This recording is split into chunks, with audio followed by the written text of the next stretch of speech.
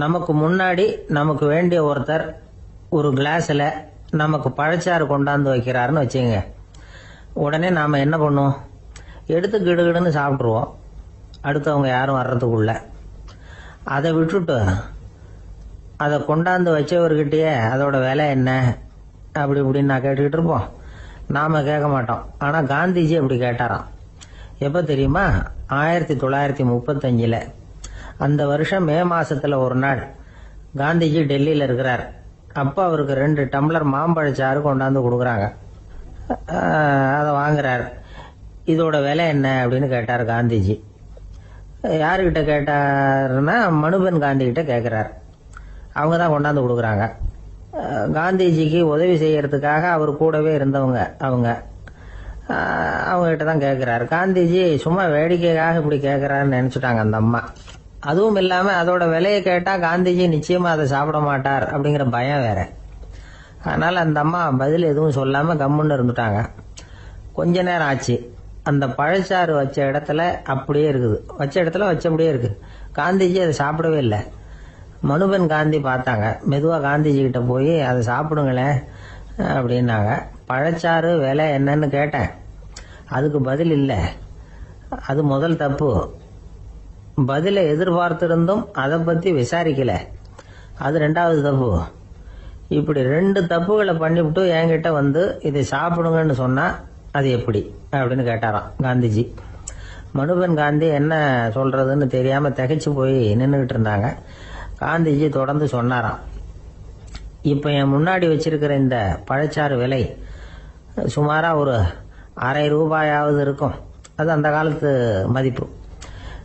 இந்த பழச்சாறு இல்லாமல் கூட என்னால் இருக்க முடியும்.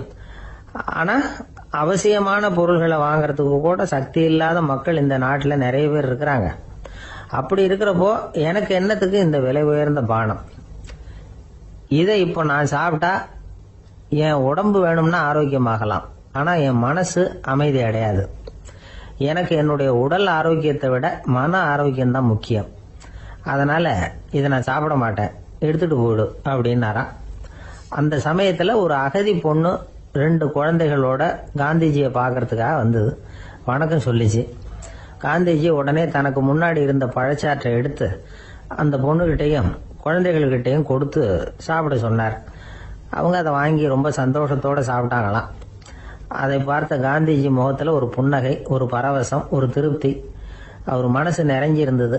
அப்போ அவர் சொன்னாராம், ஆண்டவன் எனக்கு எப்பவும் சரியான சமயத்தில் கை கொடுப்பாருங்கிறது அதுக்கு இதுதான் அத்தாட்சி. நான் ஒரு இக்கட்டான சூழ்நிலையில் இருக்கிறப்ப கூட கடவுளின் கருணையால் அந்த சூழ்நிலை என்னை பாதிக்கலை. என் கூட இவ்வளவு நாள் பழகியும் கூட இங்கே இருக்கிறவங்க எனக்கு அதிக விலையுள்ள பழரசத்தை கொடுத்தாங்க. ஆனால் சரியான நேரத்தில் அதை சாப்பிட வேண்டியவங்களை என்கிட்ட அனுப்பி வச்சு என்னை சந்தோஷப்படுத்தினார் கடவுள். அவருக்கு நன்றி அப்படின்னாராம் மகாத்மா காந்தி. உடல் ஆரோக்கியத்தை விட மன ஆரோக்கியம்தான் எனக்கு முக்கியம்னு சொன்னார் பாருங்க. அதை நாம் எல்லாரும் மனப்பூர்வமாக இன்னைக்கு சிந்திச்சு பார்க்கணும். இந்த காலத்தில் எல்லாரும் அப்படியா நினைக்கிறாங்க? எனக்கு தெரிஞ்ச ஒருத்தர் இருந்தார். தினமும் காலையில் ஒரு காஃபி சாப்பிட உட்கார்ற நேரத்தில் பக்கத்து வீட்டுக்காரர் வந்து சேருவார் கரெக்டாக. உடனே அவரும் தனக்குன்னு வந்திருக்கிற காப்பியை எடுத்து மனப்பூர்வமாக பக்கத்து வீட்டுக்காரர்கிட்ட கொடுத்துருவார். அதுக்கப்புறம் அவருக்காக வேற காப்பி போட்டு கொண்டாந்து கொடுத்தாலும் வேண்டான்னு சொல்லிடுவார். ஆண்டவனா பார்த்து சரியான நேரத்தில் அவரை எங்கள் வீட்டுக்கு தினமும் அனுப்பி வைக்கிறார் அப்படிம்பார். ஏன் அப்படி சொல்கிறீங்க அப்படின்னு கேட்டோம் ஒரு நாள். அதுக்கு அவர் சொல்கிறார், எனக்கு என்னோட உடல் ஆரோக்கியம்தான் முக்கியம். இதை கடவுள் புரிஞ்சுக்கிட்டு எங்கள் வீட்டு காப்பியை சாப்பிட்றதுக்கு தினமும் அடுத்த வீட்டுக்காரனை அனுப்பி வைக்கிறார் அப்படின்னார். ஐயா, என்னுடைய நூல் வெளியீட்டு விழாவுக்கு அவசியம் நீங்கள் வரணும் அப்படின்னு கூப்பிட்டார் ஒருத்தர். எப்போ வரணும்னு கேட்டேன். அடுத்த வாரம்னார். சரி, புத்தகம் தயாராகிட்டுதா அப்படின்னு. நாளைக்கு தான் அச்சிக்க கொடுக்க போறேன்னார். என்னங்க இது, புத்தகம் அச்சிடுறதுக்கு முன்னாடியே அழைப்புதழை வந்து அச்சடிச்சு விட்டீங்களே அப்படின்னு கேட்டேன். அதனால என்னங்க, அந்த காலம் மாதிரி அப்போல்லாம் அச்சுக்கலை வந்து எவ்வளவோ முன்னேறியாச்சுங்க. Linotype, monotype, phototype, laser, இப்படி என்னென்னமோ வந்தாச்சு. இன்னைக்கு கொடுத்தா நாளைக்கே புத்தகம் தயார் அப்படின்னார். இப்படி இந்த அளவுக்கு முன்னேறி இருக்கிற இந்த அச்சுக்கலை ஆரம்பத்தில் எப்படி இருந்தது தெரியுமா? அந்த காலத்துல காகிதம்னா என்னன்னே தெரியாது. அப்படி ஒன்று கண்டுபிடிக்கப்படவே இல்லை. அப்போ அப்பெல்லாம் எதையாவது ஒண்ணு எழுதணும்னா அதுக்கு ஆட்டு தோலை தான் பயன்படுத்தி இருக்கிறாங்க. கண்ணுக்குட்டி தோல் கூட அதுக்கு உபயோகப்பட்டுதான். ஐரோப்பாவில் இருந்த பாதிரியார்கள் தோல்ல எழுதப்பட்ட புத்தகத்தை தயாரிக்கிறதுல ரொம்ப கெட்டிக்காரங்களாம்.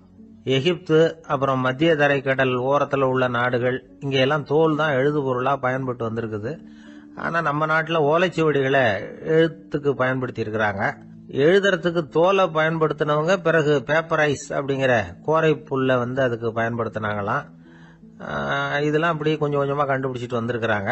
அந்த புல்லை கச்சிதமா நறுக்க வேண்டியது, நல்லா பதப்படுத்த வேண்டியது, அதுக்கப்புறம் அதுல எழுத வேண்டியது, அவ்வளவுதான். பேப்பருங்கிற சொல்லே இந்த பேப்பைரஸ் அப்படிங்கறதுல இருந்து வந்ததுதான். அதுக்கப்புறம் தான் காகிதம் வந்தது. இத முதல்ல சீன நாட்டில தான் கண்டுபிடிச்சாங்க. அது வந்த பிறகு அச்சு எந்திரம் கண்டுபிடிக்க வேண்டிய அவசியம் ஏற்பட்டது. அதை கண்டுபிடிச்சவர் ஜெர்மானிய அறிவியல் அறிஞர் ஜான் கூட்டன்பர்க். அச்சு கலைக்கு அடித்தளம் அமைச்சவர் அவர் தான். ஜெர்மனியில மெயின்ஸ் அப்படிங்கிற ஊர்ல 1399 பிறந்தார். அவரோட மாமன் ஒருத்தர் உலோக வேலையில வல்லவர். அவர்கிட்ட அந்த வேலையை கத்துக்கிட்டார்.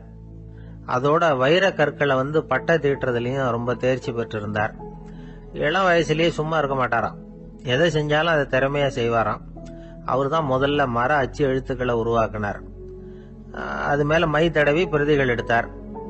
அதுக்கப்புறம் உலோக எழுத்துக்கள், முதல்ல காரியம், அப்புறம் இரும்பு, அப்புறம் கலப்பு உலோகம், பிறகு அச்சடிக்கிறதுக்கு எந்திரம் ஒன்னையும் உருவாக்கினார். முதல்ல பைபிள் அச்சடிச்சார். 1468 அவர் இறந்து போனார். 16ஆம் நூற்றாண்டுல மேலை நாடுகள்ல இருந்து மர எழுத்துக்களை கொண்டுகிட்டு தமிழ்நாட்டுல கிறிஸ்தவ நூல்களை அச்சிட்டாங்க. அப்பெல்லாம் அச்சகங்கள் போதிய அளவுக்கு இங்க இல்ல. அதுக்கு என்ன காரணம்னா, இந்தியர்கள் அச்சகங்களை நடத்தக்கூடாது அப்படின்னு சட்டம். 1835 வரைக்கும் அந்த சட்டம் நடைமுறையில இருந்தது. இந்த நிலைமையில அங்கேயும் இங்கேயுமா 1-2 அச்சகங்கள் ஆரம்பமாச்சு. 1713 தரங்கம்பாடியில லூத்தரன் மிஷன் அச்சகம், அதே ஆண்டுல சென்னையில SPCK அச்சகம். இது ரெண்டும் தான் இந்தியாவில முதல்ல தொடங்கப்பட்ட அச்சகங்கள். ஆட்டுத்தோல்லையும் ஓலைச்சுவடியிலையும் எழுதப்பட்ட எழுத்துக்கள் இன்னைக்கு எங்கேயோ போயிட்டுது. ஆனா நம்ம ஊர்ல எழுத்தாளர்கள் நிலைமை தான் ஒன்னும் சொல்லிக்கிறது மாதிரி இல்ல. நம்ம ஆள் ஒருத்தர் சொன்னார், சார் நான் சொந்தத்துல ஒரு அச்சாபீஸ் வச்சிருந்தேன், இப்பவும் வச்சிருக்கிறேன். அதனால என்னுடைய படைப்புகளை புத்தகமா வெளியிடுறதுல எனக்கு ஒன்னும் கஷ்டம் இல்ல. வருஷத்துக்கு ஒரு புத்தகம் எழுதி வெளியிட்டுருவேன். 15 வருஷமா இலக்கிய உலகத்துக்கு இப்படி சேவை செஞ்சுக்கிட்டு வர்றேன். ஆனா இந்த வருஷம்தான் வாசகர்கள் எனக்கு பாராட்டு விழா நடத்தி இருக்கிறாங்க அப்படின்னார். இந்த வருஷம் அப்படி என்ன விசேஷம் அப்படின்னு கேட்டோம். இந்த வருஷம்தான் நான் எந்த புத்தகம் எழுதி வெளியிடாம இருந்தேன், அதுக்காகத்தான் எனக்கு இந்த பாராட்டு விழா அப்படின்னார். ஒரு ராஜா இருந்தார். நாடு பூராவும் நிறைய மரங்களை நட்டு வளர்க்கணுங்கிறது அவரோட ஆசை. தானே அதுக்கு முன்மாதிரியா இருக்கணும்னு நினைச்சார். அரண்மனையை சுத்தி மரங்களை நட்டு வளர்த்தார். இத பார்த்துட்டு ஜனங்களும் அவங்கவுங்க வீட்டை சுத்தி மரக்கன்றுகளை நட்டு வளர்த்தாங்க. கொஞ்ச காலத்துல ஊரு பூரா பசுமையா மாறிச்சு. எல்லாருக்கும் சந்தோஷமா இருந்தது. இது ஒரு பக்கம் இருக்கட்டும். இப்ப நான் சொல்ல போற கதை வேற.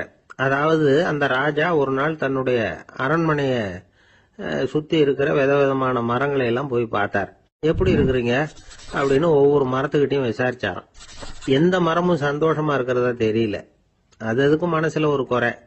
முதல்ல ஆலமரத்துக்கிட்ட போனார். அது சொல்லிச்சு, மண்ணா நான் நல்லா பெருசா வளர்ந்துருக்கிறேன், அடர்த்தியா இருக்கிறேன், கிளையெல்லாம் 4 பக்கமும் நல்லா படர்ந்துதான் இருக்குது, இருந்தாலும் எந்த பிரயோஜனமும் இருக்கிறதா தெரியல எனக்கு. என்னுடைய பழம்லாம் ரொம்ப சின்னதா இருக்குது, என் கண்ணுக்கு சரியா புறப்பட மாட்டேங்குது. நான் இருக்கிற சைஸுக்கு என்னுடைய கிளையில இருக்கிற பழம்லாம் எவ்வளவு பெருசா இருக்கணும், அது இத்தனூண்டு இருக்கிறது எனக்கு பெரிய அவமானமா இருக்கு. இப்படி இங்க நின்றுகிட்டு இருக்கிறதே ரொம்ப கூச்சமா இருக்கு. ஒரு நல்ல புயல் வந்ததுன்னா பேசாம சாஞ்சு விடலாமான்னு பாக்குறேன் அப்படின்னு புலம்புது ஆலமரம். சரி இருக்கட்டும்னு நினைச்சுக்கிட்டு ராஜா அடுத்தபடியா ஒரு அத்தி மரத்துக்கிட்ட போனார். அதுவும் புலம்ப ஆரம்பிச்சுட்டுது. நான் கூட பெரிய மரம் தான், இல்ல இலையெல்லாம் அழகா தான் இருக்குது, பழம் அழகா இருக்குது, இருந்தாலும் உள்ள விஷயம் இல்லையே. அத்தி பழத்தை புட்டு பார்த்தா அத்தனையும் சொத்த அப்படின்னு பழமொழியே உண்டாயிட்டுத. இப்படி ஒரு கெட்ட பேரோட நான் இருக்கணுமா அப்படின்னு புலம்புது அது. சரி இது இருக்கட்டும் அப்படின்னு சொல்லி அடுத்தபடியா வேப்ப மரத்துக்கிட்ட போனார். அது தன்னுடைய வேதனையை வெளியிட்டது.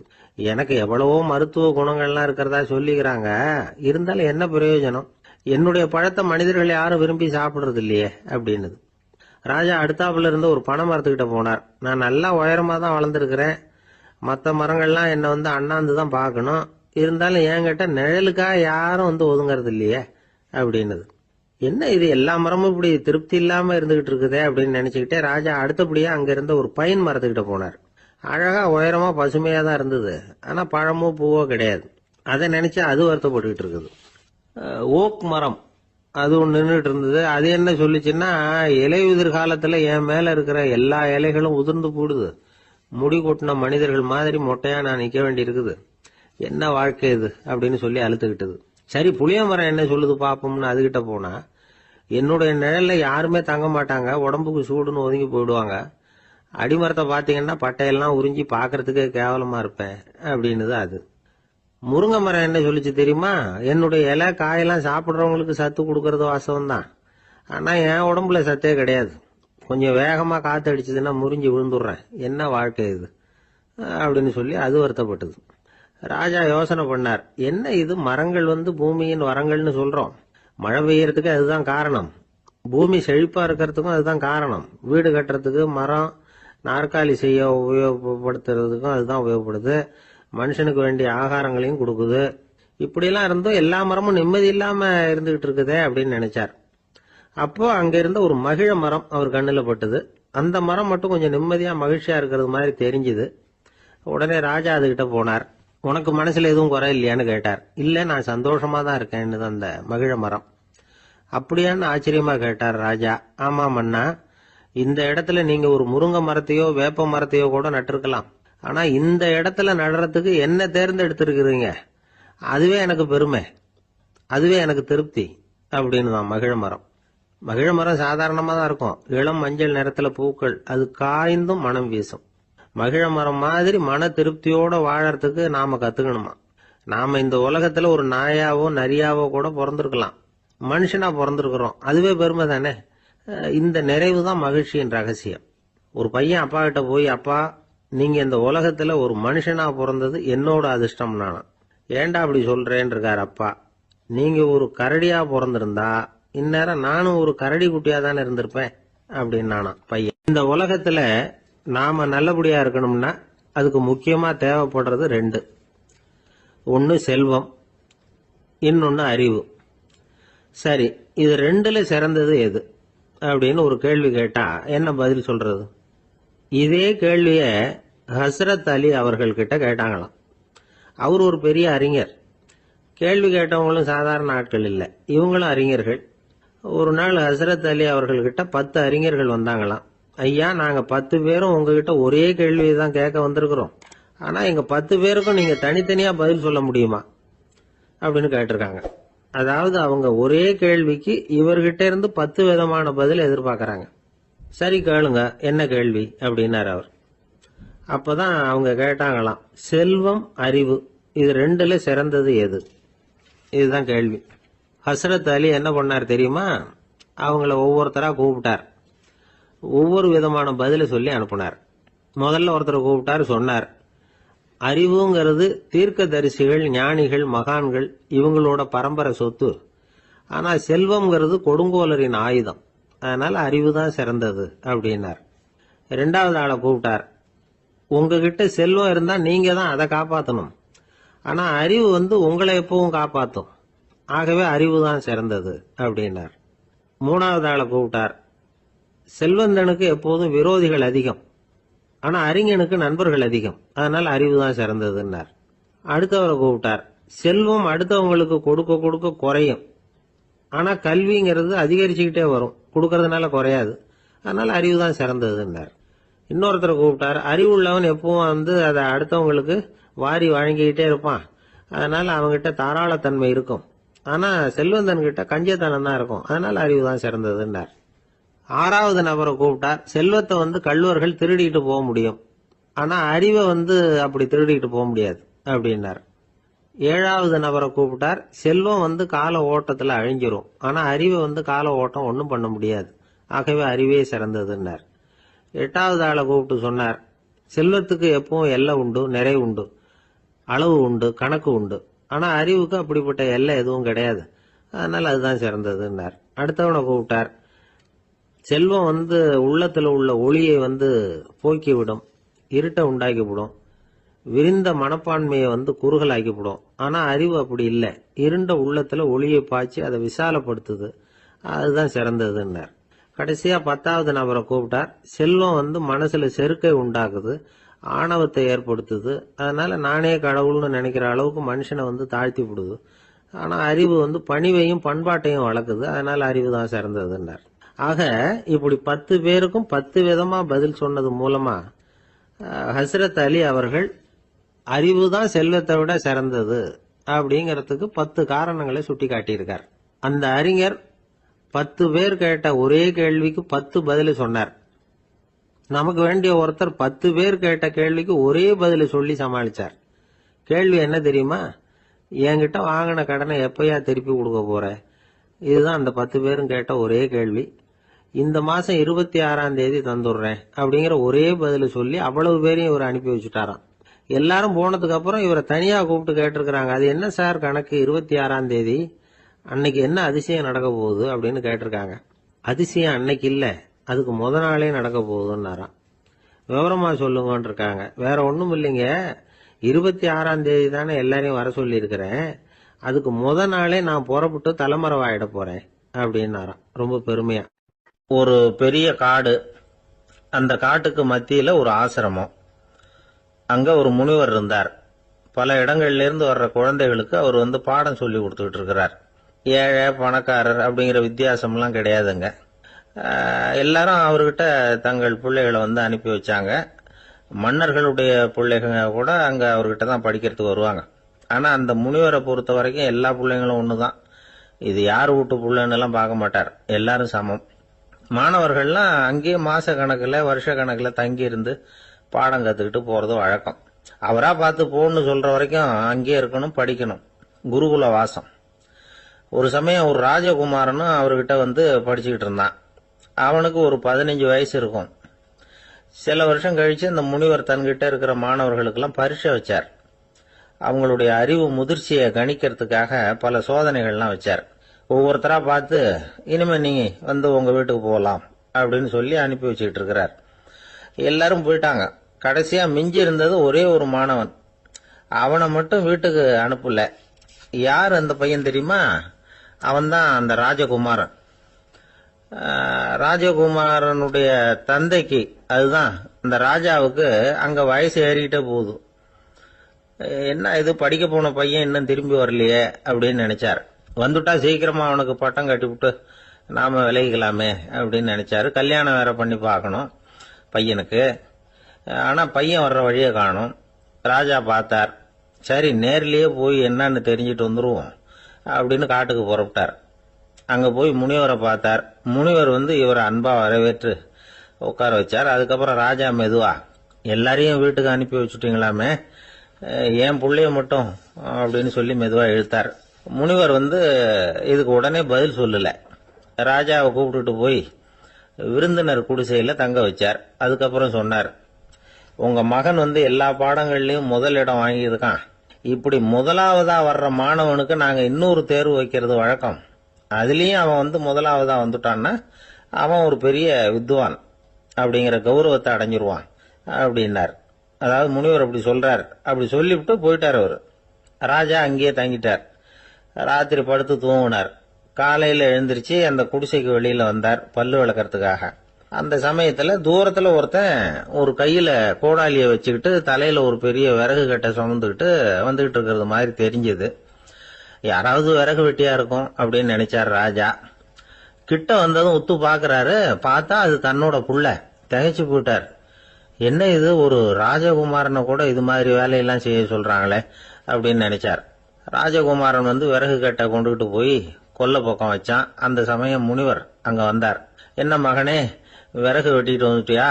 சரி, இப்போ ஒரு துடைப்பத்தை எடுத்துக்கோ, விருந்தினர் குடிசையின் வாசல் பக்கத்தை கூட்டி பெருக்கி சுத்தம் பண்ணு போ அப்படின்னார். அப்படியே செய்யறேன் குருவே அப்படின்னு சொல்லிவிட்டு போனான். சுத்தம் பண்ண ஆரம்பிச்சுட்டான். ராஜா பார்த்தார் இத. உடனே ஓடியாந்தார். மகனே, என்ன காரியம் பண்ற? துடைப்பத்தை கீழே போடுனார். இப்ப அந்த ராஜகுமாரன் சொல்றான், தந்தையே, இது என்னுடைய குருதேவரோட உத்தரவு. இங்க நான் ஒரு மாணவன். இங்க அரசனும் ஒண்ணுதான், ஆண்டியும் ஒண்ணுதான். குருதேவர் சொல்றத மறுக்காம செய்யறது தான் எங்க கடமை அப்படின்னா. இந்த சமயம் முனிவர் அங்க வந்தார். இவனை முதுகுல தட்டி கொடுத்தார். அப்புறம் ராஜா கிட்ட சொன்னார், அரசே, உங்க புள்ள எங்க கடைசி தேர்வுலையும் வெற்றி பெற்றுட்டான். பணிவுதான் மாணவர்களின் மிக உயர்ந்த குணம். குருநாதர் சொல்றது மனசுக்கு பிடிக்கலன்னா கூட மறுக்காம செய்யணும். அப்படி செய்யறதுனால எதை செய்யலாம், எதை செய்யக்கூடாது அப்படிங்கிற விவேகம் அவங்களுக்கு வந்துடும். செய்யக்கூடாதத கூட பெரியவங்க சொல்லிவிட்டா செஞ்சுதான் ஆகணும் அப்படிங்கிற பணிவு அவங்களுக்கு வந்துடும். இந்த குணம் வந்துட்டுதுன்னா அவங்க எத்தனை கடினமான வேலையா இருந்தா கூட ரொம்ப சுலபமா செஞ்சு முடிச்சிருவாங்க. தூக்கத்திலேயும் அப்புறம் துக்கத்திலேயும் தோண்டு போட மாட்டாங்க. இந்த பணிவும் விவேகமும் அவங்க கிட்ட மன உறுதியை ஏற்படுத்தும். அந்த உறுதி உங்க பையனுக்கு வந்தாச்சு. இனிமே அவனை நீங்க அழைச்சிட்டு போகலாம். அவன் நிச்சயமா பேரும் புகழும் பெறுவான் அப்படின்னாரு. ராஜா அவரை பார்த்து, குருதேவா, புரிஞ்சுக்கிட்டேன், என்னை மன்னிக்கணும் அப்படின்னாரு. அதுக்கப்புறம் மகனை அழைச்சிக்கிட்டு நாட்டுக்கு திரும்பி வந்துட்டார். இந்த கதைய இன்று ஒரு தகவல்ல சொல்லுங்க சார், உங்க நிகழ்ச்சியில சொல்லுங்க சார் அப்படின்னு சொல்லி மாணவர்கள் கேட்டா பணிவா இருக்கிறது எப்படி அப்படிங்கறத புரிஞ்சுக்குவாங்க அப்படின்னு சொன்னார் ஒருத்தர். சரி சொல்லுவோம், அதுக்கு முன்னாடி நேர்லயே ஒரு பையன்கிட்ட சொல்லி பார்க்கலாமே அப்படின்னு தோணுச்சு. உடனே ஒரு பையனை கூப்பிட்டோம். ஏன்பா, உங்க வாத்தியார் உனக்கு இது மாதிரி ஒரு பரீட்சை வச்சா என்ன பண்ணுவேன் அப்படின்னு கேட்டோம். நானும் அப்படிதான் சார் நடந்துக்குவேன், விறகு வெட்டுவேன், தொடப்பத்தினால கூட்டி சுத்தம் பண்ணுவேன், உடனே செஞ்சு முடிச்சிருவேன் சார் அப்படின்னா. பலே பரவாயில்லையே அப்படின்னோம். ஆமா சார், அப்படி செஞ்சாதானே வீட்டுக்கு அனுப்புவார், இல்லைன்னா இன்னொரு வருஷம் இங்கே இருந்து படின்னு சொல்லி விடுவாரு, அதனால அப்படி செய்வேன் அப்படிங்கிறான் அந்த பையன். காலை நேரம், கடற்கரை ஓரம், காலை வீசிக்கிட்டு கையை வீசிக்கிட்டு ஏதோ சண்டைக்கு போற சிப்பாய் மாதிரி எல்லாரும் நடந்து போயிட்டு இருக்கிறாங்க. நடைப்பயிற்சி. அதுல நமக்கு தெரிஞ்ச ஒருத்தர் எதிரில் வந்தார் ரொம்ப வேகமா. என்ன சார் வாக்கிங்க அப்படின்னு கேட்டோம். அவரால் ஆமாம்னு பதில் சொல்ல முடியல, அவ்வளவு கஷ்டம். மூச்சு விடுறதுக்கே வாயை திறந்து திறந்து மூடிட்டு இருக்கிறார். எங்க பேசுறது? கொஞ்சம் நின்று நிதானிச்சு மூச்சு விட்டுட்டு அதுக்கப்புறம் சொன்னார் ஆமா அப்படின்னு.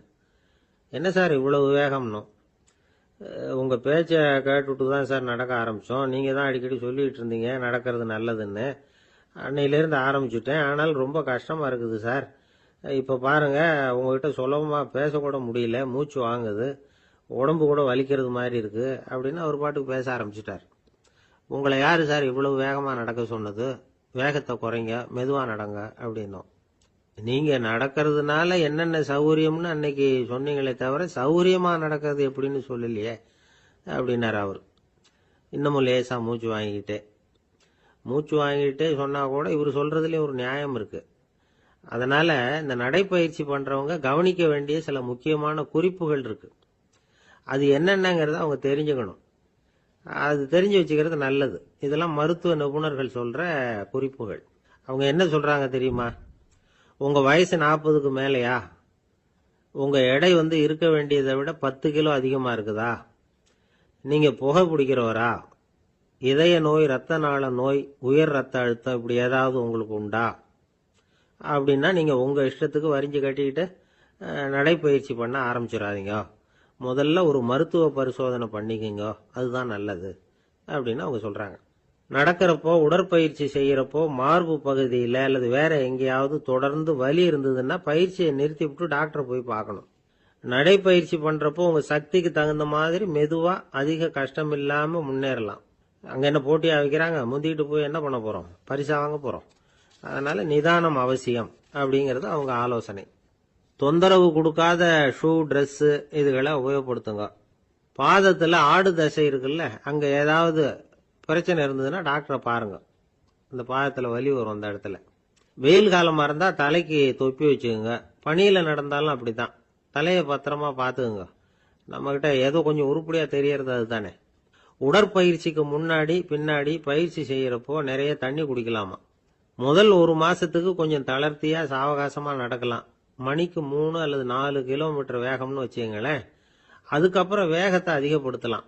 மணிக்கு 6 அல்லது 8 கிலோமீட்டர் அளவுக்கு நடக்கலாம். நல்லா கையை வீசிக்கிட்டு நடக்கணும். மூச்சு விடுற எண்ணிக்கை அதிகரிக்கணும். இது மாதிரி ஒரு 30 நிமிஷம் நடக்கலாம். தனியா நடந்து போறதுக்கு உங்களுக்கு என்னமோ மாதிரி இருக்குதா? கூட யாரையாவது சேர்த்துக்குங்க, ஒரு குரூப்பா சேர்ந்து போகலாம்.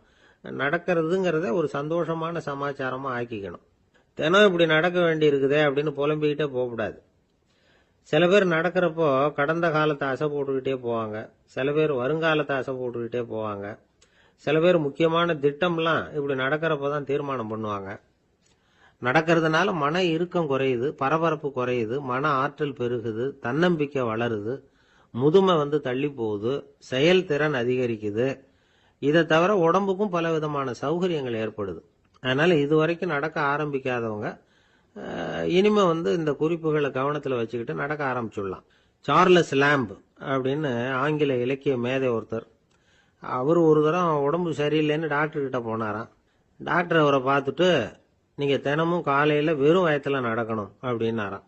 வெறும் வயத்துல நடக்கிறதுக்கு நான் தயார், ஆனா வயிறு கிடைக்கணுமே சார், யார் வயத்து மேல நடக்கிறது டாக்டர் அப்படின்னு கேட்டாராம் இவர். ஒரு நண்பர் யாருக்கோ போன் பண்ணிட்டு இருந்தார். அவர் பேசி முடிச்சதும் நான் அவரை பார்த்து, இப்போ போன் பண்ணீங்களே அந்த போன் நம்பர் என்ன அப்படின்னு கேட்டேன். அவரு தலையை சொரிஞ்சுக்கிட்டார், ஞாபகம் வரலன்னார். சரி சார் அதை விடுங்க, உங்க மனைவி பேர் என்ன அப்படின்னு கேட்டேன். மாலதின்னார். என்ன சார் இது வேடிக்கை, கொஞ்ச நேரத்துக்கு முன்னாடி பேசின போன் நம்பர் மறந்து போச்சு, எப்பவோ கல்யாணம் பண்ணிக்கிட்ட மனைவி பேர் மறக்கல, அதை கரெக்டா சொல்லிவிட்டீங்களே அப்படின்னு கேட்டேன். அவரு என்ன ஒரு மாதிரியா பார்த்தார். அவரு அப்படி என்ன பார்த்ததுல ஒன்றும் தப்பு இல்லை, ஏன்னா நாம எல்லாருமே அப்படித்தானே, ஒரு குறிப்பிட்ட காரியத்துக்காக தொலைபேசியில ஒருத்தட்ட பேசுறோம், அதுக்கப்புறம் அந்த எண் நமக்கு அனாவசியம், அதனால மறந்துடுறோம். இதுக்கு பேர் தான் தற்காலிக ஞாபகம். ஆனா மனைவி பேரை மறந்துட முடியுமா? முடியாது. அது அவசியமான ஒண்ணு. அடிக்கடி அந்த பேரை உபயோகப்படுத்துறோம், அதனாலேயும் அது முக்கியங்கிறதுனாலேயும் அதை மறக்கிறது இல்லை. இதுக்கு பேரு நிரந்தர ஞாபகம். சரி, இந்த தற்காலிக ஞாபகம், நிரந்தர ஞாபகம், இது ரெண்டு ஞாபக அளவுகளையும் கட்டுப்படுத்துறது எது அப்படின்னா மூளைக்குள்ள நடக்கிற மின்சார நடவடிக்கைகள் தான். தற்காலிக ஞாபகம் ஒரு மின்னல் மாதிரி தோன்றி மறையுது, நிரந்தர ஞாபகம் ஒரு படிவம் போல மூளையில படிஞ்சுடுது. ஒரு சம்பவத்தின் பல பிரதிகள் மூளையில பல்வேறு பகுதிகளிலேயும் படியறதுனால ஒன்னு மறைஞ்சாலும் மறந்தாலும் இன்னொன்னு மறையறதில்ல. இப்படிப்பட்ட நிலைமையில தான் இந்த தொண்டையில இருக்கு, வாயில வரமாட்டேங்குது சார் அப்படிமா. ஒருத்தருக்கு எந்த துறையில ஆர்வமும் ஈடுபாடும் அதிகமோ அது சம்பந்தமான ஞாபக சக்தி அதிகமா இருக்கும். தொழிலை விரும்புகிற ஒரு டெலிபோன் ஆபரேட்டருக்கு எண்கள்லாம் நல்ல ஞாபகம் இருக்கும். அது மாதிரி கவிஞர்களுக்கு வார்த்தைகள் நல்ல ஞாபகத்தில் இருக்கும். இது ஒரு பக்கம் இருந்தாலும் ஒரு மூளை எண்களை விட எழுத்துக்களை விட படங்களை ரொம்ப சுலபமா ஞாபகத்துல வச்சுக்குது. புரிஞ்சுக்கிற தன்மை, அனுபவம், புத்தி கூர்மை இது கூடி குறையறத பொறுத்து ஞாபக சக்தியும் ஏறும் இறங்கும்.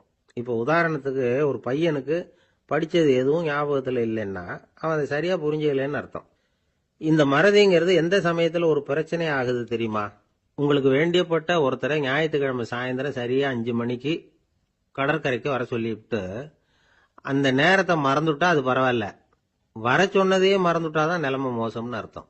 இப்படி இருந்தா இது சிகிச்சை எடுத்துக்க வேண்டிய நிலைமைங்கிறத புரிஞ்சுக்கணும். ஆமா, இதுக்கும் மருந்து இருக்கு. ஆனா மூளை குறிப்பிட்ட அளவுக்கு கீழே இயங்குறப்போ இன்னொன்னு சொல்லுவாங்க, இந்த நியூரோ டிரான்ஸ்மிட்டர் அப்படின்னு சொல்லுவாங்க. அப்படிங்கிற மூளை ரசாயனம் ரொம்பவும் குறைஞ்சி போறப்போ மட்டும்தான் உபயோகப்படும். டாக்டர் என்ன சொல்றாங்க தெரியுமா? மூளையை பொறுத்த வரைக்கும் அதுல ஞாபக சக்தி அதிகமா உள்ள மூளை, மறதி உள்ள மூளை அப்படின்னு ஒண்ணும் கிடையாது அப்படிங்கிறாங்க. நினைவு வச்சுக்கிறதுக்கு பயிற்சி அளிக்கப்பட்ட மூளை, பயிற்சியற்ற மூளை அப்படின்னு வேணும்னா சொல்லலாம் அப்படின்னு சொல்றாங்க. அதனால நம்ம ஞாபக சக்திங்கிறது நம்ம கிட்ட இருக்கிற பயிற்சி, முயற்சி இதை பொறுத்து தான் அமையும். ஒருத்தர் ஒரு பென்சிலை எங்கேயோ வச்சுக்கிட்டு தேடிக்கிட்டு இருந்தார். அப்புறம் என்னமோ தீவிரமா யோசனை பண்ணி அதை ஞாபகப்படுத்தி பார்த்துக்கிட்டு இருந்தாராம். எதிரில் உட்கார்ந்து இருந்தவர் சொன்னார், பென்சிலை தானே தேடிட்டு இருக்கீங்க, அது உங்க வலது காதுல இருக்குது சார் அப்படின்னாராம் அவரு. இதுக்கு அவரு சொல்லியிருக்காரு, பென்சிலை வலது காதுல தான் வச்சிருக்கேங்கிறது எனக்கு நல்லா ஞாபகம் இருக்கு, ஆனா எது வலது காதுங்கிறது தான் மறந்து போச்சு அப்படின்னாராம். அவர் அதை தான் யோசிச்சுட்டு இருந்திருக்கிறார்.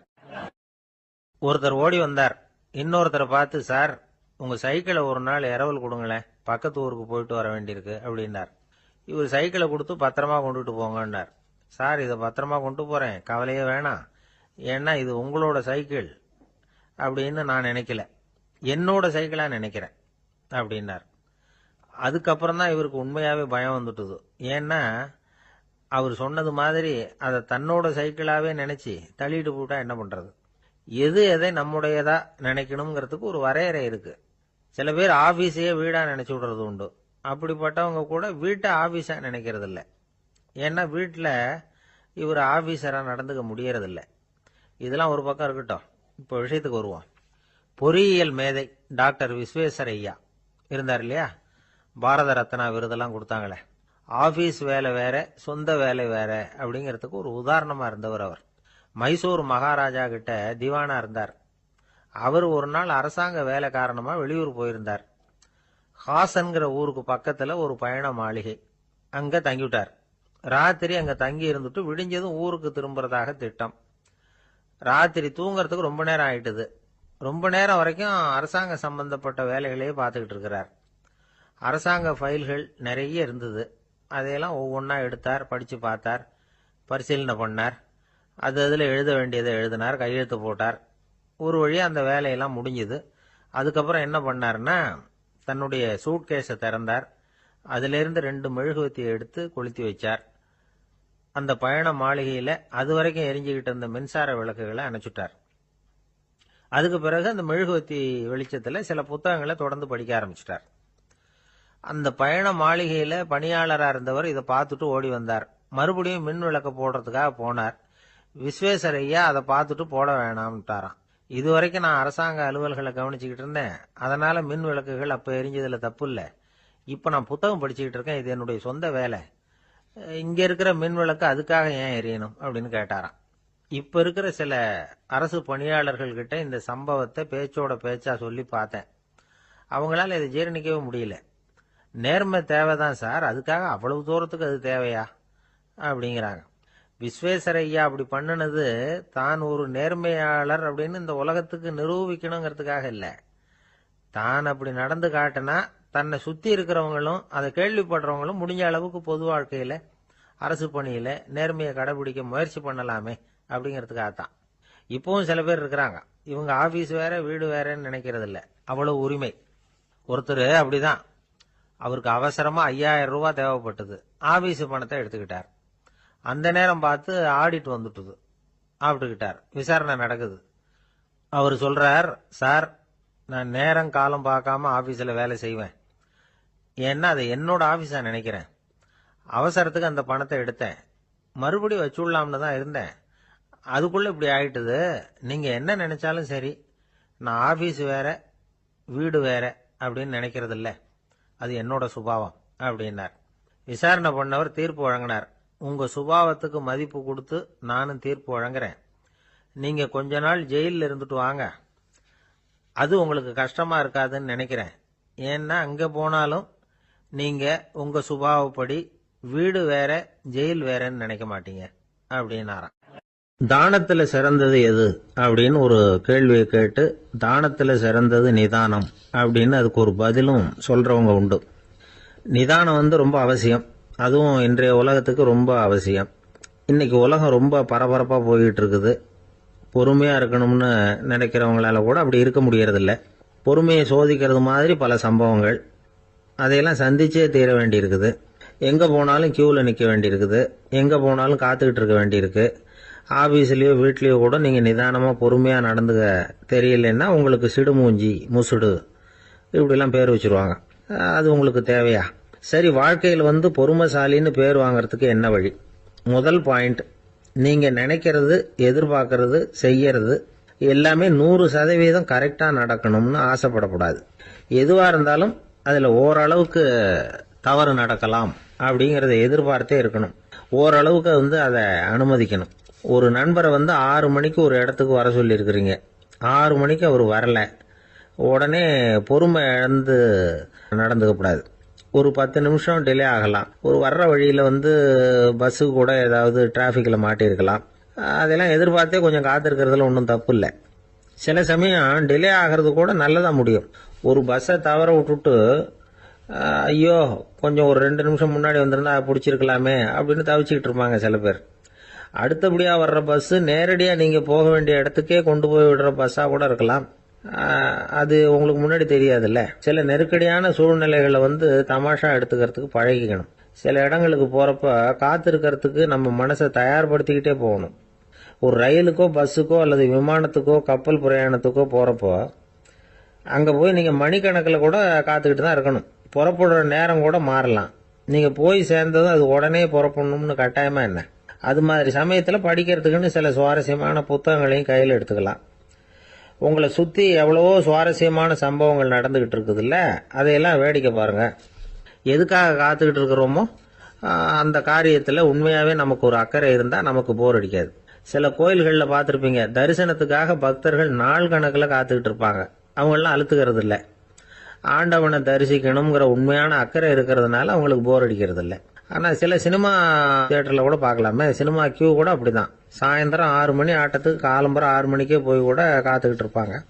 அவங்களுக்கெல்லாம் போர் அடிக்காது, படம் பார்க்குற ஆர்வம். இன்னொரு முக்கியமான விஷயத்தை நாம் பழக்கப்படுத்திக்கணும். லிவ் ஃபார் தி மூமெண்ட் அப்படிங்கிறாங்க நிபுணர்கள். ரொம்ப பேர் எப்படின்னா அடுத்தபடியாக நடக்க போகிற விஷயத்திலேயே கவனமாக இருப்பாங்க. அந்த நினைப்புலேயே இந்த நிமிஷத்தை பொறுமை இல்லாமல் கழிப்பாங்க. ஒருத்தர் இருக்கார், அவர் எப்படின்னா ஆஃபீஸ் முடியறதுக்குள்ளேயே சார் 5 மணிக்கெல்லாம் ரெடியாக இருங்க, நாம் அந்த ஹோட்டலில் போய் டிஃபன் சாப்பிட்ணும் அப்படின்னு 4 மணிலேருந்து சொல்லிகிட்டு இருப்பார். 4:55 பரபரப்பாக ஓடி வருவார். 2 பேரும் புறப்படுவோம், ஹோட்டலுக்கு போவோம், சாப்பிட்டுக்கிட்டு இருப்போம். அப்படி சாப்பிட்டுட்டு இருக்கிறப்ப சார் சாப்பிட்டு முடிச்சது நேராக ஒரு ஜவுளி கடைக்கு போகிறோம் அப்படிம்பார். பரபரக்க சாப்பிட்டு முடிப்பார், புறப்படுவார். ஜவுளி கடையில் அவசரமாக சீக்கிரம் பில் போடுங்க சார், சினிமாவுக்கு நேரம் ஆகிடும்பார். சினிமா தியேட்டரில் உட்காந்து அடுத்தபடியாக எங்கே டின்னர் சாப்பிட்றதுன்னு யோசனை பண்ணிகிட்டு இருப்பார். ராத்திரி படுக்கையில் விழுந்ததுக்கு அப்புறமும் நாளைக்கு காலையில் எழுந்திரிச்சதும் அதை பண்ணணும் இதை பண்ணணும்னு திட்டம் போட்டுக்கிட்டே இருப்பார்.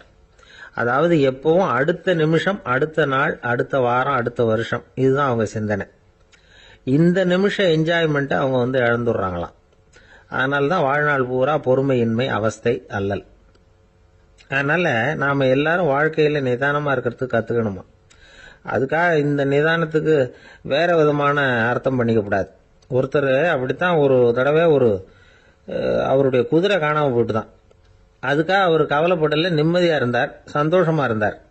என்ன சார் இது, உங்கள் குதிரை திருட்டு போயிட்டுதுங்கிறீங்க, நீங்கள் கவலைப்படாமல் இருக்கிறீங்களே அப்படின்னு கேட்டாங்களாம். அதுக்கு அவர் சொல்லியிருக்கார், நல்ல வேலை சார், கட்டியிருந்த குதிரை காணாமல் போயிருக்குது. நான் அது மேலே உட்காந்துருக்கிற சமயம் அது காணாமல் போயிருந்ததுன்னா, திருட்டு போயிருந்ததுன்னா நானும் சேர்ந்துல காணாமல் போயிருப்பேன் அப்படின்னாராம். எவ்வளவு நிதானமான ஆள் பாருங்க. திபேத் நாட்டில் புத்த மடாலயங்கள் நிறைய உண்டு. அதுக்கு ஒரு தலைமையகமும் உண்டு. அது இந்த திபேத் தலைநகரம் லாசாவில் இருக்குது. ரொம்ப காலத்துக்கு அப்பால் அதை பற்றியெல்லாம் நிறைய விவரங்கள் எழுதி வச்சிருக்கிறாங்க. அது இப்போவும் நமக்கு கிடைக்குது. அதாவது ரொம்ப தூரத்துக்கு அந்தாண்ட மலைகளுக்கு நடுவில் ஒரு கிளை மடாலயம். அந்த மடத்தின் தலைவருக்கு வயசாயிட்டு தான். அதனால் தலைமை பொறுப்பை வேற ஒருத்தர்கிட்ட ஒப்படைக்கலாம் அப்படின்னு முடிவு பண்ணாராம். உடனே ஒரு லாமாவை கூப்பிட்டார். அவர் மூலமாக தலைமை மடாலயத்துக்கு செய்தி அனுப்புனார், பொருத்தமான வாரிசு ஒருத்தரை அனுப்பி வைக்கும்படியாக. அந்த வாலிப லாமா புறப்பட்டார். காடு மேடெல்லாம் நடந்து போறார். ரொம்ப நாள் கழிச்சு தலைமை பீடத்தை அடைஞ்சார். தலைமை குரு கிட்ட விவரத்தை சொன்னார். தகுதியான ஒருத்தரை அனுப்பி வச்சா அழைச்சிட்டு போறேன் அப்படின்னார். சரி, நாளைக்கு காலையில் நீங்கள் அவங்க எல்லாரையும் அழைச்சிட்டு போகலாம்னார் அவர். அவங்க எல்லாரையுமா? அங்கே தேவைப்படுறது ஒருத்தர் தானே அப்படின்னார் இவர். ஆமான்னார். அப்புறம் ஏன் எல்லாரையும் அழைச்சிட்டு போக சொல்கிறீங்கன்னார். அது இப்போ உனக்கு புரியாது. நான் ஒரு 100 பிக்குகளை அனுப்புகிறேன், அதாவது பிட்சுகளை. அவ்வளவு பேரையும் அங்கே வச்சு சமாளிக்க முடியாது அப்படின்னாரு இவர். இருந்தாலும் இப்போ அந்த தலைமை குரு என்ன சொன்னார்னா, அதை பற்றி கவலைப்படாத, நான் 100 பேரை அனுப்புகிறேன். அதில் 99 பேர் வழியிலேயே காணாமல் போடுவாங்க, ஒருத்தன் மட்டும்தான் வருவான். அவனும் அங்கே சேர்ந்துட்டானா நீ ரொம்ப கொடுத்து வச்சவன் அப்படின்னார். இவருக்கு ஒன்றும் புரியல. இருந்தாலும் மறுநாள் அந்த வாலிப லாமா 100 பேரை அழைச்சிக்கிட்டு புறப்பட்டார். போகிற வழியிலேயே பல பேர் அங்கங்கே பிச்சுக்கிட்டு போயிட்டாங்க. அவர் சொன்னது மாதிரியே. வழியில் அவங்க ஊர்கள் இருந்தது தான் காரணம். அப்பா அம்மாவை பார்த்துட்டு வரேன் அப்படின்னு கொஞ்சம் பேர் போனாங்க. சொந்த பந்தத்தை பார்த்துட்டு வரேன் அப்படின்னு கொஞ்சம் பேர். ஒரு வாரம் ஆச்சு. இப்போ மிஞ்சினது 10 பேர் தான். வழியில் ஒரு நகரம். அங்கே சில பிட்சுக்கள் சந்திச்சாங்க. எங்கள் மடத்து தலைவர் இறந்துட்டார், உங்களில் யாராவது ஒருத்தர் எங்களுக்கு தலைவராக முடியுமா அப்படின்னு கேட்டாங்க. 10 பேரும் தயார். அதில் ஒருத்தரை அழைச்சிக்கிட்டு அவங்க போயிட்டாங்க. இன்னொரு ஊரில் சில பேர் வந்தாங்க, வழிமறிச்சாங்க. நில்லுங்க, எங்கள் மன்னர் மகளுக்கு திருமணம், அதை நடத்தி வைக்க 3 லாமாக்கள் தேவை அப்படின்னாங்க. இப்படி கொஞ்சம் கொஞ்சமா எல்லாரும் காலி. கடைசியில 2 பேரும் மிஞ்சினாங்க. அங்க ஒரு இளம்பெண் எதிரில் வந்தா. எங்க அப்பா வேட்டைக்கு போயிருக்கிறாரு, இன்னும் திரும்பி வரல. வீட்டில் வேற யாரும் இல்லை, தனியா இருக்க பயமா இருக்கு, யாராவது ஒருத்தர் எனக்கு துணையா இருக்கணும் அப்படின்னு கேட்டுக்கிட்டா. எங்க 2 பேர்ல நீயே ஒருத்தரை தேர்ந்தெடுத்துக்கோ, இல்லைன்னா எங்களுக்குள்ள சண்டை வந்துடும் அப்படின்னாங்க. இப்ப மிஞ்சினவர் ஒருத்தர். அவருக்கும் ஒரு சோதனை வந்தது. ஒரு தர்க்கவாதி எதிரில் வந்தான். உன்னோட வாதம் பண்ணணும்னா. இவனோட வாதம் பண்றேன், அது முடிய ரொம்ப காலம் ஆகலாம். தர்க்கத்துல நான் ஜெயிச்சா அங்க வரேன், இல்லைன்னா இவருடைய சீடன் ஆயிடுவேன் அப்படின்னாரு அவரு. கடைசியா அழைக்க வந்த வாலிபலாமா மட்டும் வெறும் கையோட திரும்பி போனார். அங்க இருந்த வயசான மடாதிபதி கேட்டார், எத்தனை பேர் அங்கிருந்து புறப்பட்டீங்கன்னார். என்னையும் சேர்த்து 101ன்னார் அவரு. நல்லது, நீயாவது திரும்பி வந்திய, அதுதான் எனக்கு போதும். ஏன்னா நீ தான் எனக்கு உண்மையான வாரிசு. அந்த 100 பேர்ல யாரும் வரமாட்டாங்க அப்படின்னார் அவர். ஏன்னா அவருக்கு தெரியும் இவர் ஒருத்தர் தான் திரும்பி வருவாருங்கிறது. திபேத்தில் ஒரு பழங்கால பழமொழி உண்டாம், 100 பேர் செல்லலாம், எப்பொழுதாவது ஒருவன் அபூர்வமாக அடைய வேண்டிய இடத்தை அடைவான். இதுதான் அந்த பழமொழி.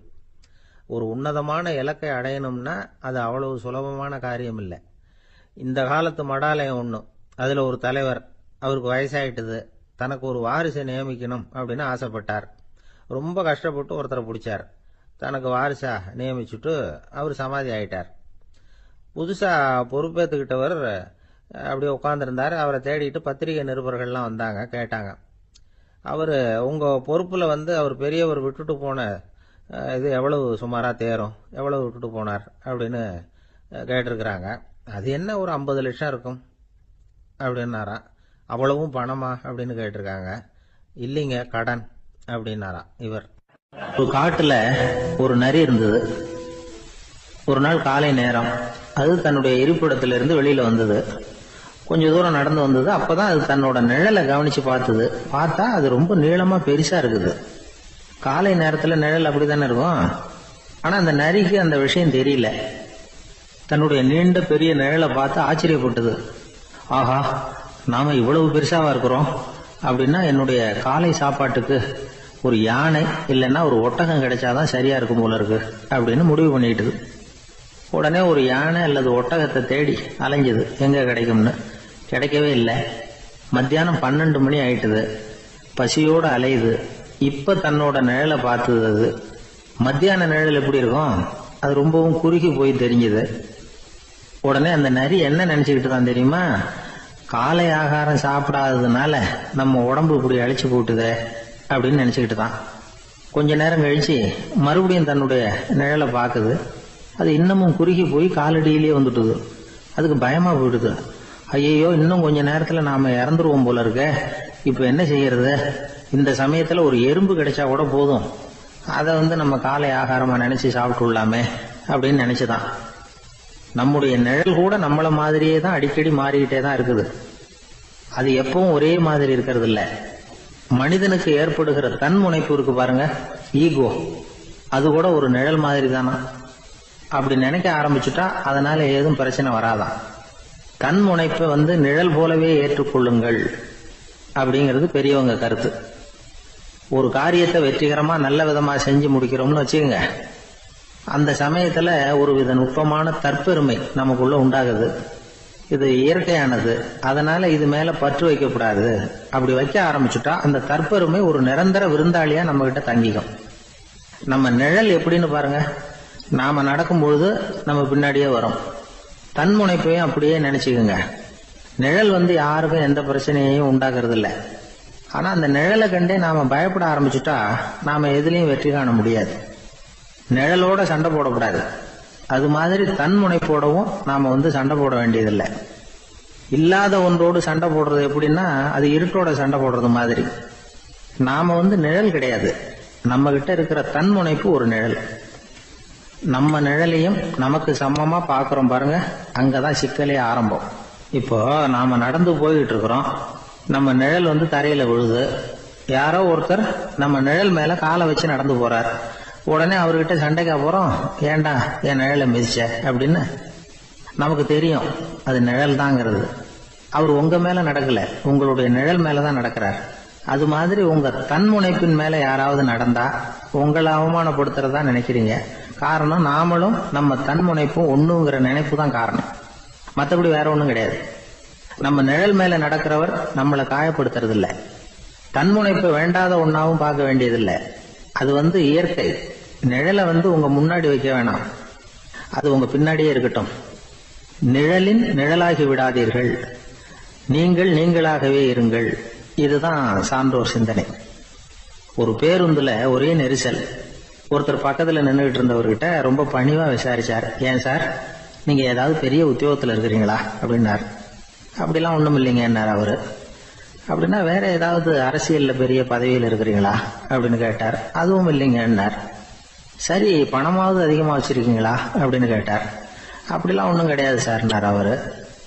அப்புறம் எதுக்குடா என் காலை மிதிச்சுக்கிட்டு இருக்கிற, எடுறா காலை அப்படின்னாராம். ஒரு ஆள் இருந்தான், நிறைய பணம் சம்பாதிச்சான், ஆனா செலவு பண்ண மனசு வரல, கருமி. அவன் என்ன பண்ணா, சேர்த்த பணம் பூராவையும் ஒரு மரத்தடியில புதைச்சு வச்சிருந்தான். வாரத்துக்கு ஒரு தடவை அந்த மரத்தடிக்கு வருவான், புதைச்ச இடத்த ஆவலோட பார்த்துக்கிட்டு இருப்பான், அதுக்கப்புறம் போயிடுவான். அவ்வளவுதான். ஒரு நாள் ஒரு திருடன் வந்தான், இவன் புதைச்சு வச்சிருந்ததெல்லாம் எடுத்துட்டு போட்டான். இது தெரிஞ்சு போச்சு. அந்த கருமி புலம்ப ஆரம்பிச்சுட்டான். இவன் புலம்பல கேட்டதும் அக்கம் பக்கத்துல இருந்தவங்க எல்லாம் ஓடி வந்தாங்க. என்ன விஷயம்னு விசாரிச்சாங்க. இவன் சொன்னான். ஒரு பெரியவர் கேட்டார், ஏப்பா வாரம் இந்த இடத்த பாக்குறதாக சொன்னீங்க, எப்பவாவது இதுல இருக்கிற பணத்தை எடுத்து செலவு பண்ணிருக்கியா அப்படின்னு கேட்டார். நான் அப்பப்போ அதை பாக்குறது தான் வழக்கம், அதை தொட்டதே இல்லைன்னு.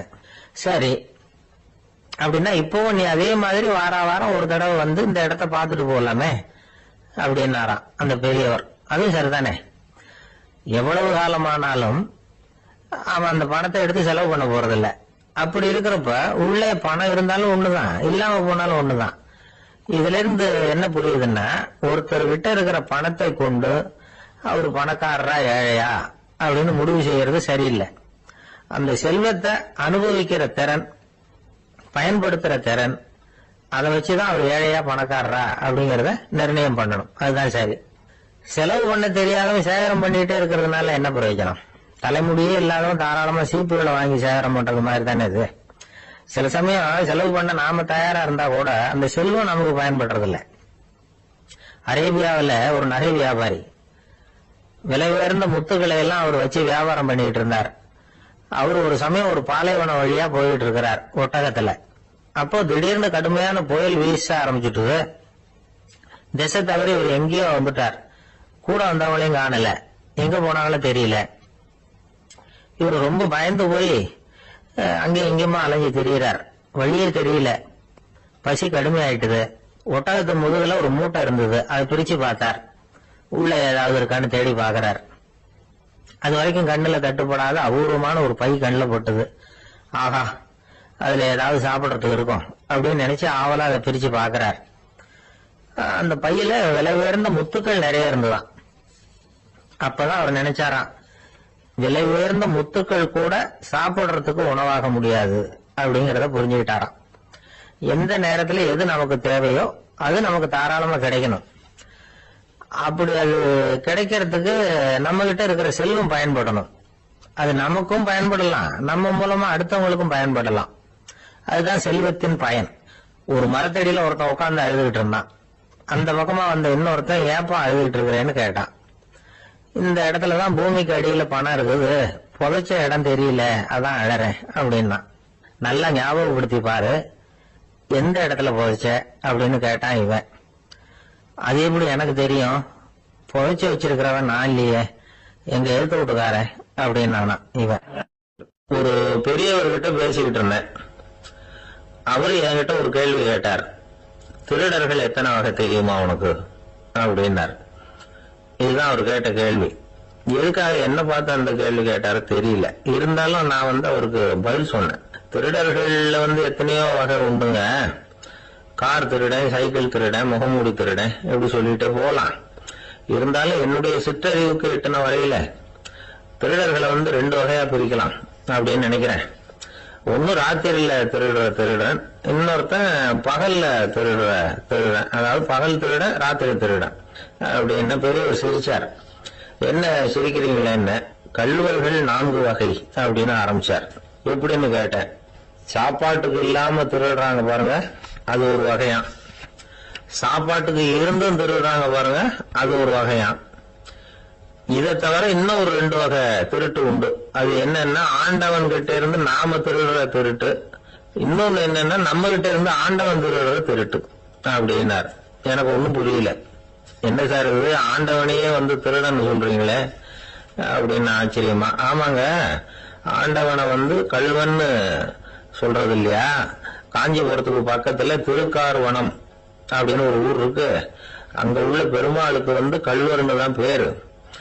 அது மட்டும் இல்ல, திருமங்கையாழ்வார் தம்முடைய திரு நெடுந்தாண்டகத்துல கார்வனத்துள்ளாய் கல்வா அப்படின்னு தான் அழைக்கிறார் அப்படின்னு நிறைய உதாரணம்லாம் சொல்ல ஆரம்பிச்சார். அதுக்கப்புறம் அவர்கிட்ட பேசி நான் புரிஞ்சுக்கிட்ட விவரங்களை தான் இப்போ நான் இப்போ உங்ககிட்ட சொல்ல போறது. அதாவது அவர் சொன்ன முதல் வகை திருடர்கள் வந்து சாப்பாட்டுக்கு இல்லாம திருடுறவங்க. இவங்களை வந்து திருத்தி போடலாம்.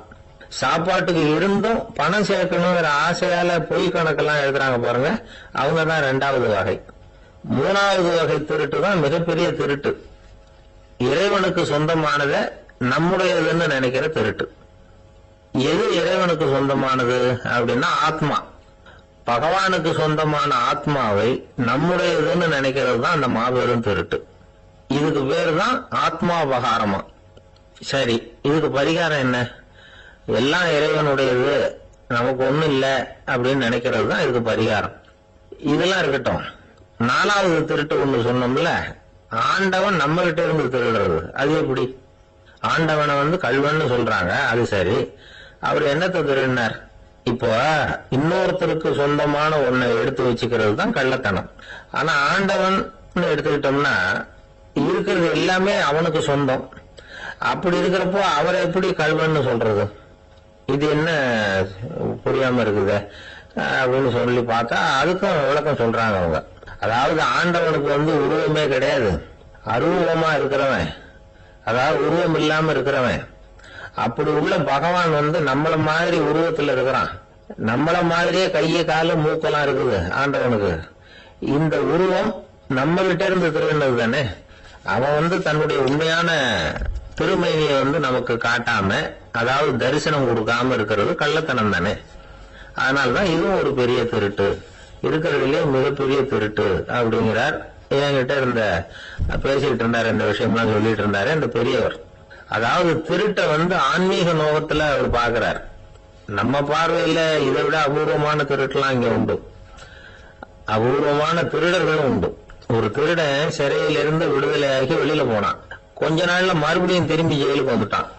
அப்போ சிறை அதிகாரி அவனுக்கு வந்து அறிவுரை சொன்னாராம். ஏன்பா இப்படி அடிக்கடி தப்பு பண்ணிவிட்டு ஜெயிலுக்கு வந்துடுறியே, உனக்கு சொந்த பந்தம் எதுவும் இல்லையா? உனக்கு அப்பா அண்ணன் தம்பிகள் அவங்க கூட எல்லாம் சேர்ந்து வாழணுங்கிற ஆசை இல்லையா அப்படின்னு கேட்டிருக்காரு. அவங்களோட சேர்ந்து வாழணுங்கிற ஆசை எனக்கு நிறைய உண்டுங்க சார் அப்படின்னு அவன். அப்புறம் எதுக்கு இப்படி ஜெயிலுக்கு வந்துடுற அப்படின்னாரான் அவரு. அவங்க எல்லாருமே இங்கதானே சார் இருக்காங்க அப்படின்னு அவன். ஒரு நண்பர் வந்தார். ரொம்பவும் இறுக்கமா உடை அணிஞ்சிருந்தார். அதாவது ஆடைக்குள்ள அவர் மாட்டிக்கிட்டு இருந்தது மாதிரி தெரிஞ்சது. ஏன் துணி குறைச்சலா எடுத்துட்டீங்களா அப்படின்னு கேட்டோம். இல்லைங்க, எனக்கு எப்பவுமே இறுக்கமா உடை அணியறது தான் பிடிக்கும் அப்படின்னாரு. ஒருத்தர் எப்படி உடை அணிகிறார் அப்படிங்கறத வச்சு அந்த ஆள் எப்படிப்பட்டவர் அப்படிங்கறத கண்டுபிடிச்சிடலாம். உடை அணிகிற விதம் ஒருத்தருடைய மனநிலையை வெளிப்படுத்துதான். இப்ப இறுக்கமான உடை அணிகிறவங்க பொதுவா மன நிம்மதி இல்லாதவங்களா இருப்பாங்களாம், கோபக்காரங்களா இருப்பாங்களாம். ரொம்ப தொலைதொலைப்பா ஆடை அணிகிறவங்க இருக்கிறாங்கல்ல, அவங்க எல்லாம் அமைதியான ஆளா இருப்பாங்களாம், சாந்தமா இருப்பாங்களாம். இவங்க எல்லாம் போராடுறதுக்கு சரியா வரமாட்டாங்களாம். இப்படி ஒரு கணிப்பு இருக்குது. அதனாலதான் போர் வீரர்களுக்கு எல்லாம் இறுக்கமான உடையை தான் கொடுக்கறது வழக்கம். ஆனா சன்னியாசிகளை பாருங்க, அவங்களுக்கு எல்லாம் ரொம்ப தொலை உடைகள் தான். அவங்கெல்லாம் வந்து டைட் பேண்ட் போட்டுட்டு நிக்க மாட்டாங்க சன்னியாசிகள்லாம். அதே மாதிரி சன்னியாசிகள்லாம் காவியோடைய தேர்ந்தெடுக்கிறதுக்கும் காரணம் உண்டு. பல ஆண்டுகள் சோதனை செஞ்சு பார்த்துட்டு தான் சன்னியாசத்துக்கு காவி தான் சரி அப்படின்னு முடிவு பண்ணியிருக்கிறாங்க. இப்ப பௌதீக விஞ்ஞானப்படியும் அதுதான் சரி. அதாவது சூரிய ஒளியில வந்து 7 வண்ணங்கள் உண்டு. ஒரு பொருள் மேல அது விழும்போது அந்த பொருள் நமக்கு சிவப்பா தெரிஞ்சதுன்னா அந்த பொருள் வந்து சிவப்பை தவிர மற்ற எல்லா நிற கதிர்களையும் உள்வாங்கிக்கிட்டு சிவப்பு நிறத்தை மட்டும் வெளியில விடுது. அதாவது விலைக்கு விடுது. அதனாலதான் அந்த பொருள் வந்து சிவப்பா தெரியுது. உடல் ஆரோக்கியத்துக்கு ஓரளவு சிவப்பு தேவைப்படுது. அதனாலதான் காவி உடை அணிஞ்சா சூரிய ஒளி ஓரளவு சிவப்பு விலைக்குப்படும். அதாவது சிவப்பின் பலனும் கிடைக்கும், இந்த சிவப்பின் கெடுதலும் இல்லை அப்படின்னு யோசனை பண்ணாங்க. காவி வந்து உதய வேளையின் நிறம். கீழ் வானத்துல கதிர் உதிக்கிற வேளையில முதல் ஒளி தோன்றுகிற நேரத்துல காவி நிறம் தான் கசி. தியானம் செய்யறப்ப முதல்ல காணக்கூடிய ஒளி காவி நிறம் தான். தியானத்தின் உச்ச நிலையின் நிறம் நீலம். தியானம் வந்து காவி நிறத்துல ஆரம்பமாகி நீல நிறத்துல நிறைவடைகிறது அப்படிங்கிறார் ஓஷோ. நீலம் வந்து தியான சிகரம், காவி வந்து தியான ஆரம்ப குறியீடு, ஒரு சன்னியாசியின் ஆரம்ப தரிசனம் அப்படிங்கிறார் அவர். ஒருத்தர் நாள் பூரா காவி உடைய அணிஞ்சிருந்தா அந்த நிறம் வந்து அவருக்கு வந்து தியானத்தை பற்றிய நினைவை வந்து ஊட்டிக்கிட்டே இருக்கும். இப்படியே வந்து ஆடைக்கும் தியானத்துக்கும் இடையில ஒரு தொடர் ஏற்படுது. ஒரு துறவியின் உள்ளார்ந்த பண்பா அது மாறுது. கடை வீதியில ஒரு பொருள் வாங்க போறோம், அது மறந்துடக்கூடாதுங்கிறதுக்காக ஞாபகம் முடிச்சு போட்டுக்கிறோம். அந்த முடிச்சுக்கும் பொருளுக்கும் தொடர்பு இல்லை. ஆனா கடை வீதிக்கு போன உடனே அந்த முடிச்சு வந்து அந்த பொருளை ஞாபகப்படுத்துது. அதாவது அந்த முடிச்சு வந்து ஒரு தொடர்பு அம்சமா அமையுது. அது மாதிரிதான் காவி உடையும். ஒரு துறவி வந்து நடக்கும்போது, சாப்பிடும்போது, குளிக்கும் பொழுது அவருடைய காவி உடை அவருக்கு வந்து ஞாபகப்படுத்திக்கிட்டே இருக்கும். அது ஒரு நிலைப்படுத்தப்பட்ட நினைவாக ஞாபகம் முடிச்சாக மாறிடுது. காவி ஆடை இல்லைன்னா ஒருத்தரால துறவியாக முடியாதுன்னு அர்த்தம் இல்லை. அதே நேரத்துல காவி ஆடையால ஒன்னும் பிரயோஜனம் இல்லை, அதுல ஒன்னும் அர்த்தம் இல்லை அப்படின்னு சொல்லிட முடியாது. இதுதான் உண்மை. இவ்வளவு தூரம் காவி ஆடையை பத்தி சொல்றதுனால எல்லாரும் சன்னியாசியா போடுவோம் அப்படின்னு நாம சொல்றதாக யாரும் நினைச்சிடக்கூடாது. மனசுக்கும் நிறத்துக்கும் உள்ள சம்பந்தத்தை தெரிஞ்சுக்கிறதுக்காக தான் இவ்வளவு. நமக்கு தெரிஞ்ச நண்பர் ஒருத்தர் இருக்கிறார், ஆபீஸ்ல வேலை பார்க்கிறவர். ஒவ்வொரு மாசமும் 20ஆம் தேதிக்கு பிறகு அவர் போய் பாத்தீங்கன்னா காவி உடை அணிஞ்சுக்கிட்டு, கண்ணை மூடிக்கிட்டு, கை ரெண்டையும் விரிச்சு வச்சுக்கிட்டு தியானத்திலேயே உட்காந்துருப்பாரு. ஏன் இப்படி பண்றீங்கன்னு கேட்டேன். அதாவது 20ஆம் தேதிக்கு பிறகு என் கையில ஒரு பைசா கூட கிடையாது, ஒரு சன்னியாசி லெவல்ல இருக்கிறேன், என்கிட்ட எதுவும் செலவுக்கு கேட்காத அப்படின்னு என் மனைவிக்கு நான் சூக்கா உணர்த்துறதுக்காக அப்படி உட்காந்துருப்பேன் அப்படின்னு விளக்கம் கொடுக்கிறார் அவர். ஒரு சிகை அலங்கார கூடம், ரொம்ப சுறுசுறுப்பா எல்லாரும் வேலை செஞ்சுட்டு இருக்கிறாங்க.